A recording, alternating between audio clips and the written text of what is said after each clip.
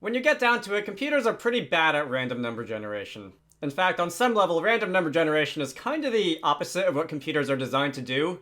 Computers, as I'm sure you all know, are basically piles of sand that we tricked into thinking, and they're designed in a way that lets them follow a set of directions exactly, so that for any given set of inputs, they produce the same output every time, which is, in a lot of ways, kind of the opposite of what random number generators are all about. Of course, if you've ever used a computer before, you probably know that they do have ways of generating random numbers. In regular GML, of course, you can, for example, open a code window, and you could type random with a max value, and this is a function that will generate a random number between 0 and that max value. This is, of course, an illusion inside the random function, inside GameMaker's random number generator. It is just an algorithm, a deterministic algorithm following a set of steps. If you wanted to analyze the output of this function, you might find some interesting things that it does. Hey. Maybe don't use this function for things like generating keys to encrypt like secret government communications or something like that. Anyway, the point of this video is doing this in a shader, and if you were to write a shader, where's shader? You might find that shader languages, GameMaker shader languages, does not unfortunately have a random function. A function which will allow you to generate a random number. So, in the event that you want to do something like that, today's video is going to be all about, well, how you might do something like that. So, now, we're not going to be doing any complicated math in this video, but this is what one might consider a bit of an intermediate subject. This is generally the sort of thing where you should be able to copy and paste my code and expect it to work without too many problems, even if you don't know your way around shaders that well. But if you want to be able to follow the video, and if you want to be able to follow what's going on, you're definitely at least going to want to be familiar with the general anatomy of a shader and how things end up on the screen when you tell the computer to draw them and that kind of thing. I'm just going to, in Object 1, I'm going to drag this into, okay, it's already there. I'm going to drag this into the GameMaker room, and I'm going to just, let's just draw a rectangle from, say, 100 to something like, I don't know, 900. 600 or something. Outline only is false. This will, of course, just draw a solid rectangle. Stretching, covering that region.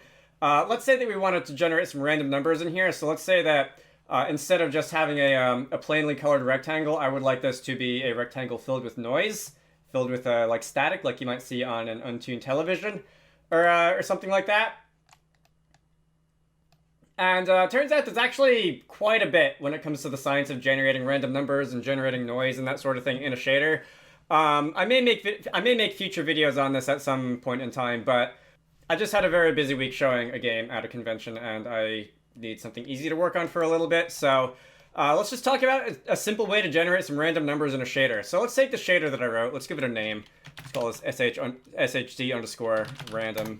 And when we're drawing this rectangle, shader set. When we're done, shader reset. And this is currently just a pass-through shader. It's not going to do anything exciting. However, if I wanted to generate a random number, I might want to... there's a couple ways you can go about this. The one I'm going to cover here is going to be by far the most common way of doing random numbers in shaders. And that is going to be by defining a function. It's a function. This is a function which is going to return a single value. I'm going to call it float random. And I'm going to have it take an input. Actually, I believe input is a reserved word in shaders. Let's call it value. And I'm going to have it return... I'm going to have it do a calculation on this value, which is going to permute it in various ways, in a way that will cause values that are similar to each other to produce vastly different results. If you know how hashing works in everyday, like, CPU non-graphics computer programming, this is going to be very similar. In fact, what we're going to be doing is essentially calculating a hash value for any given input. So let's start by messing around with the value a little bit. I'm going to start by doing something simple, and then I'm going to build up to what is, as I said, probably the most common way to do noise in a shader. And let's start by... And I'm going to want the number that it returns to be a number between 0 and 1, by the way. If you want a random number between like 0 and 100 or something like that, You can always multiply the output by 100 or scale it up or down or multiply it by -1 or do whatever you want to it. I'm going to start by saying value multiplied by, I'm going to pick just like a large, mostly random number chosen on my own manually. So let's say 128.898. So we're going to take the input value, multiply it by some huge amount. And because I want this to be in a range between 0 and 1, I'm going to essentially modulo division by 1. I can say just take the fractional part of this calculation. And that's going to be our rudimentary random number function. So let's see, GL frag color. I'm going to output the result of this random number to the screen. I'm going to, let me just generate a grayscale image based on this. So I can say GL_frag color dot RGB is going to be a vector 3 composed of the random result of some value here. And GL_frag color dot A is going to equal 1.0 because we want it to have full opacity. So the input that you might want to pass into a random number generator in a shader is probably going to be something like the position of whatever you're trying to draw on the screen. If you wanted to go into the vertex shader and pass over like the world space position as a variant to the fragment shader and then use the interpolated world space position as the input to your random number function, you can.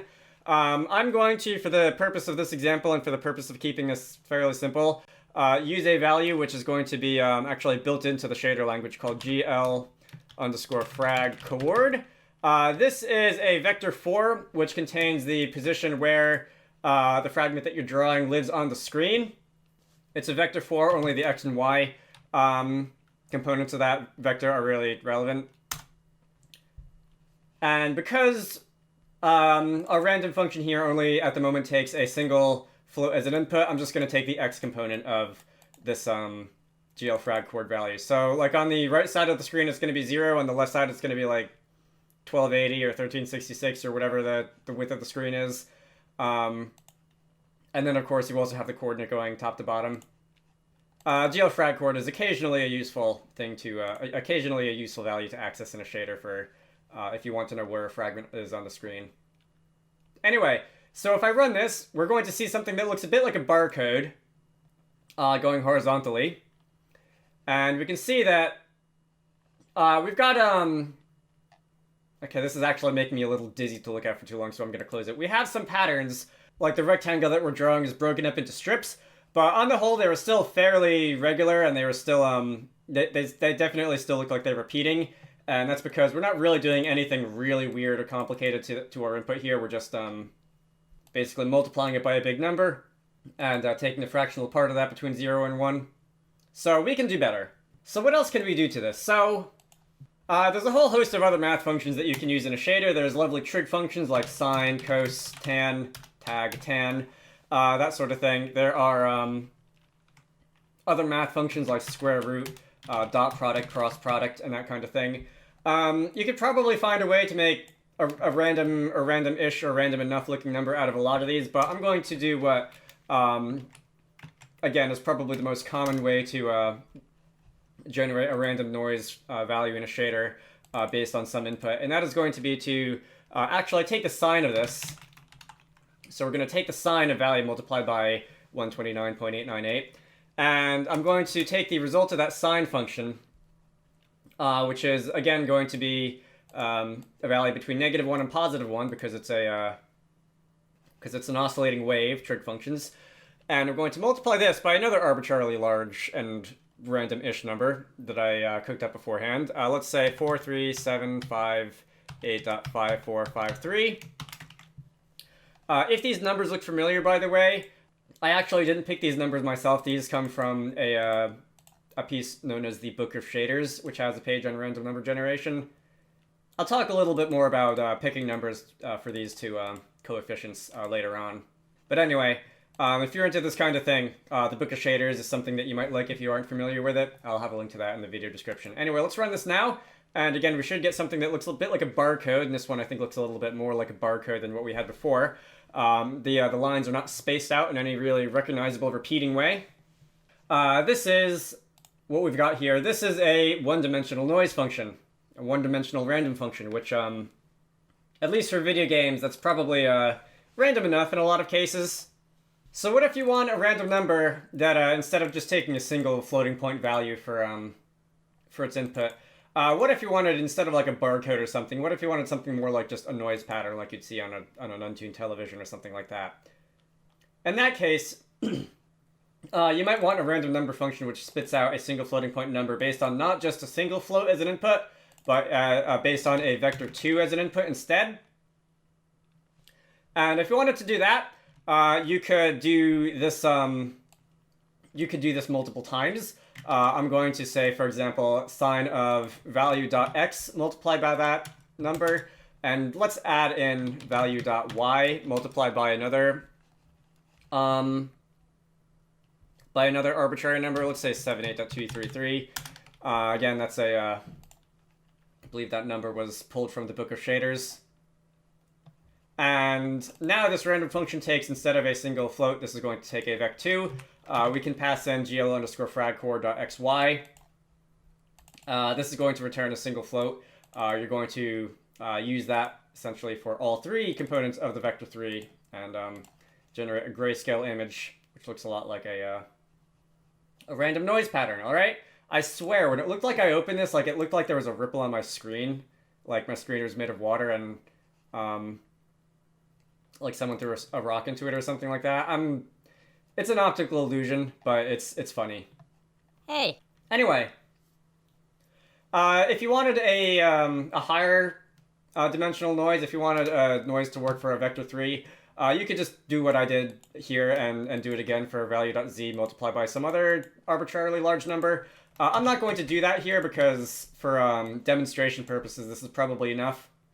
So instead, let me talk about picking inputs for this, or picking parameters, or coefficients, if you want to call them, for this random function. All right, so if you just did, without taking any coefficients at all, like value.x plus value.y, take the sign of that, and then take the fractional part of that, you are going to end up with something that is not very random at all. This is just going to be a bit of a banded pattern. This is, as I said, a periodic function, a wave function. I'm really getting dizzy just looking at this pattern of stripes like this. And, yeah, I don't think that's going to be very helpful to us right now. It's hard to exactly put into words, like, what kind of numbers your coefficients here should be, but generally, they should be random enough. The numbers here shouldn't have any properties in common, like being multiples or factors or anything like that of each other. If you were to do something like value.x multiplied by, like, I don't know, let's pick say, I don't know, like 100.0 plus value.y times like 150.0, all that multiplied by like, I don't know, 80.0 or something like that. We're still going to get something better than what we had a minute ago. Like, at least now there's like a little bit of pattern, a little bit of fractal patterns inside this, inside the stripes, but it's still ultimately stripes because these numbers here aren't ultimately very random. If you wanted to pick different numbers other than what the author of the Book of Shader gives you, you can go to something like random.org. You can have it generate a series of decimal fractions, which I believe random.org does, in fact, generate random numbers from like random atmospheric noise, rather than a complicated series of convolutions inside your computer. I'm just going to take the top three of these random numbers between 0 and 1. Let me insert these into the coefficients here. I have personally found that for best results, if I were to run this, it would look random-ish, but maybe not great. Yeah, we can definitely see some banding in there. Don't look too closely at that. I found that when it comes to picking random numbers for something like this, if you can multiply at least these two, the coefficients inside the sine function by a number between like 10 and 100, it tends to produce the best results, and multiplying the result of the sine function by like let's say a large number, again, at least 10 or so, this should give us pretty random looking results. If you were to stare at it for long enough, you might be able to find patterns. In fact, maybe I should go a little bit bigger on this one, because I think that does look a little bit, Alright, that's better. For a video game, this could probably pass for random noise. Again, maybe don't use this to generate keys to encrypt government secrets or something like that.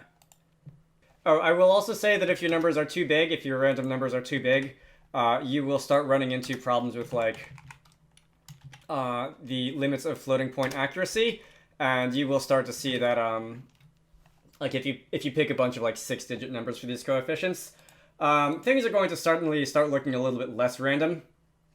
And this is just because the limits of the floating point numbers that your graphics hardware is using, you start to run into that with very large numbers. I really should not just wiggle around my the window on my screen when there's that hypnotic pattern up staring at me and making me dizzy. But anyway, like I said, in my own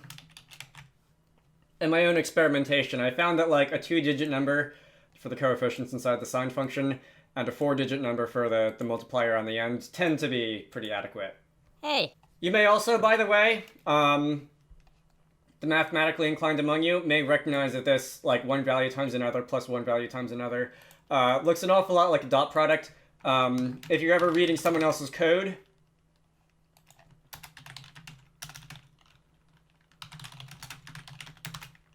you might see this formatted, in fact, using a dot product. Something like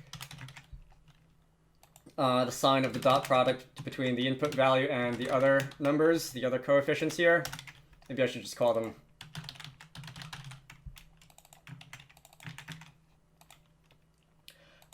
these two things are mathematically equivalent.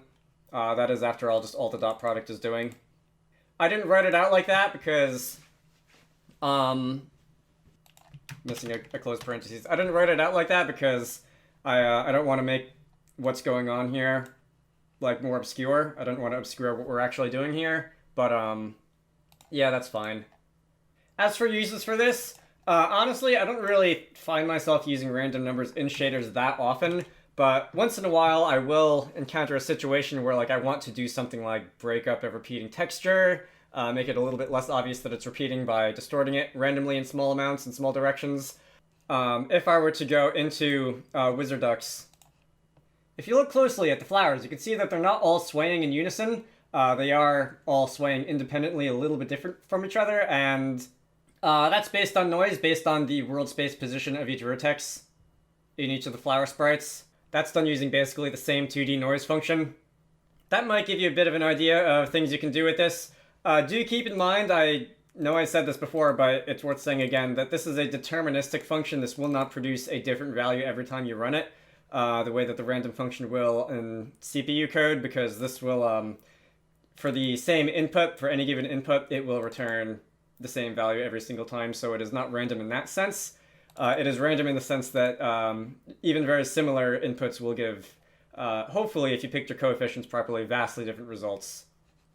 I suppose you can call this more of a chaos or noise than random number generation if you insist. And lastly, another thing you can do that you sometimes see is instead of computing a random number like this, sometimes you will see people do random numbers in shaders by pre-rendering a bunch of noise to a texture and then just sampling off the texture. This can be somewhat faster than calculating it like this, but it will have a finite set of random numbers that it can generate before it just repeats. Hey. Because there's a any textures that you have will have a finite size. If that's something that you can work with, then by all means go ahead and generate just like a 64 by 64 noise texture in Photoshop or something, and pass that into the shader as a sampler, and then just generate your random number by sampling from that. If you need a random number generator which will take a wide variety of inputs and still return something that looks mostly random-ish, then you probably would want to instead use the random number function like this. Anyway, I think that's going to do it for me for today. If you want the code for this, look for the GitHub repository down in the video description. Again, if you're interested in doing more with this, the Book of Shaders is a useful resource. I'm pretty sure I've mentioned it before on this channel, but I'll have a link to it. You can go and read it. A lot of people like it. Exor, the GameMaker shader god, has also written a few blog posts on random number generation on shaders. I'll have a link to those as well. And I would like to, at some point, make additional videos on additional things that you can do with random numbers and shaders, whether that's like noise patterns or like other things you can do with it, other kinds of noise you can generate with it, that kind of thing. Anyway, my name is Michael. I like Wizards and Dragons and making games. If you want the code for this, look for the GitHub repository down in the video description. I try to post about 2 game dev videos a week, one tutorial like this, and one Let's Make a Game, currently a 3D Zelda-like wizard game, which I'd like to finally get back to now that I'm back from Magfest and sort of a little less busy. So if any of that appeals to you, feel free to subscribe. I have a Patreon, so if you'd like to contribute to the channel, links to that can be found in all the usual places. And lastly, I'm going to have to remember to start adding this to my sign-offs. The Steam page for Wizarducks is live, so that game that I showed a minute ago for a demo, if you think that looks like something that's up your alley, the Steam page is down below. Go and wishlist it. It really helps out. For those who don't know, wishlisting a game before it comes out will definitely give the Steam algorithm a little bit more encouragement to recommend it to more people. Otherwise, I hope you all found this useful, and I will see you all later. Special thanks to DJ Gibbles, Edward Holt, GameMaker, Manta Ray, Sindra Larson, Squarecrow, VitroV, and Zenjamin for supporting these videos. If you want to contribute to the channel, head on over to the Patreon page down in the video description to join the fun.